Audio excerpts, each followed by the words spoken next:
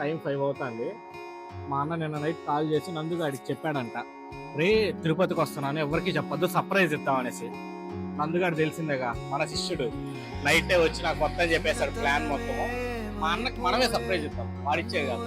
So వీడు వెళ్ళి bus స్టాండ్కి వెళ్ళి తీసుకొని వస్తారు, మన కాఫీ షాప్ లో వెయిట్ చేద్దాము. ఇంకా ఎలా రియాక్ట్ అవుతాడో మనం చూద్దాం. ఎందుకు చెప్పినావు అసలు? చెప్తే అన్న కొడతాడు, చెప్పకపోతే నువ్వు కొడతావు, ఏదో వాగాను.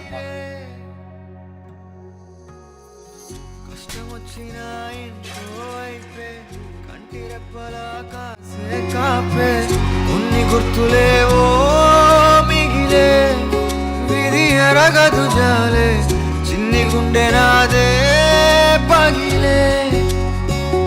అన్నా అంటేనే ఉన్నానంటూనే చిన్నోడి కోసం నిలబడతా.